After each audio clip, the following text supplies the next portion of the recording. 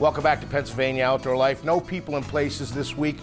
We're collecting them for a real good series of shows coming up a little bit later this summer. But right now I can tell you is just like bear, elk have to be checked in once they're harvested. Here's Jeremy Bainfield about what that's all about. So we're at the Elk Country Visitor Center today. This is where our check station is. This is for the general season. We also have an early archery season and a late season as well. But the check station for the general season is here at the Visitor Center. Everybody got to come? Tell me that. Yeah, so it's a mandatory check within 24 hours. You got to come through the check station. It's similar to bear, right? We have a similar regulation for that. And it gives us an opportunity to test for a bunch of different biological samples. So we can get a really good sample size in a short time frame. It's a 6-day season, so we're able to get you know, almost 100, maybe to 110 animals through here in that 6-day time frame, and it's a good sample size for us. You work with them, you practically live, eat, and sleep elk. How is our elk I'm herd? smiling, you can't see it, but I'm smiling. How is our elk herd in Pennsylvania? Good. For the most part, very good. You know, it's not without challenges, but overall our population is healthy. We've got an active hunting season, it's very coveted. And I'm very excited for all the hunters that are here today. It's a really cool opportunity for them, and to see them come through here all smiling, it's great. Dressed it was 597.3 and live weight 776.5. We take a number of different samples. They're all related to health in some way. Biggest one that you probably know about is chronic wasting disease. We do take a chronic wasting disease sample. For the bulls, we can't actually pull that sample here because when we do, it would ruin a shoulder mount. So if you see us giving out coolers, we're actually giving them coolers that have prepaid mailers in them. And the taxidermist capes the animal out, takes the antlers off, and then they plop the head, the remainder of the head, in that cooler. They slap a mailer on it, and then it gets shipped back to us. So they still get their mount, we still get the sample. And we get 99% of our chronic wasting disease samples from elk. Joe Bednar was lucky enough to score with this cow elk. Where are you from, Joe? Ridgefield. And that's what county? Snyder. You watch Pennsylvania Outdoor All Life? time. Hey, congratulations, man. Thank you. So tell me about your hunt. How many people are with you? Tell me about There's it. 4 people with me, my dad, and 2 friends.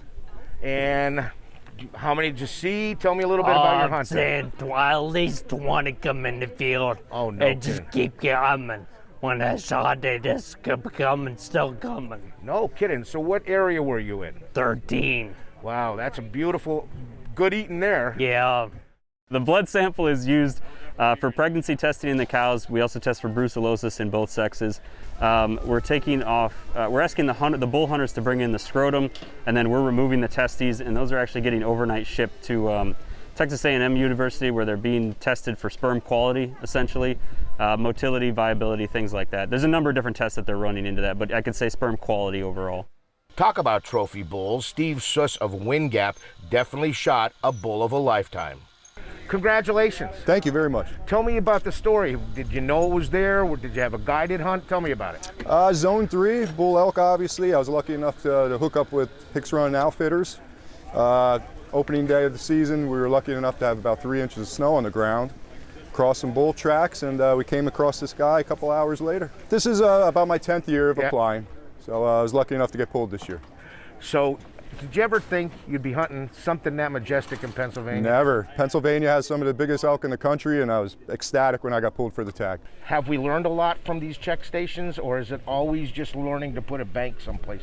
It's always learning a little bit more. Some of it's monitoring, right? So it's not an active research program. It's just having that annual check of the population, if that makes sense. One of the other things you might see us do is a rump fat index. You kill the whitetail, you've probably seen that thick layer of fat across their rump. Same thing in elk. While they're here, we make an incision across the rump, and then we're literally measuring the fat from the top of the muscle to the bottom of the skin as an index of health. Mike Potonsky of Moscow shared his cow hunting experience with his father. Well, we hunted hard in the morning. John, my guide, I thought we were going for Rocky Mountain goats, but yeah, it was good. We hunted hard. We got into some other elk, sat on a hillside for, I don't know, about 3 hours in the wind, and then we came across these and lucky enough to get it.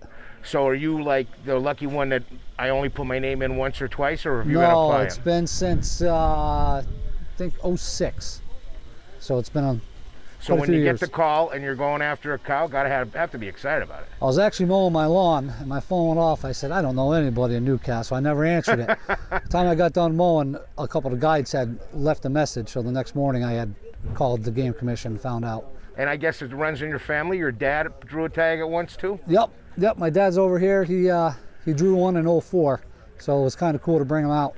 It was fun, it was great. Keep it all in the family. Yeah. Part of wildlife management includes a hunting aspect of it, right? And in Pennsylvania, that's no different for elk. It's certainly a recreational opportunity as well, but it's also the balancing act between the population and the habitat, and keeping the population in check with the habitat, and then more importantly, keeping the population in check with the social acceptance, right? The number of animals that people will accept out there in the landscape. So we shot that story last year. Great elk hunt, lots of big elk harvested. Good luck to the hunters this year. We're going to take a short break and we'll be right back.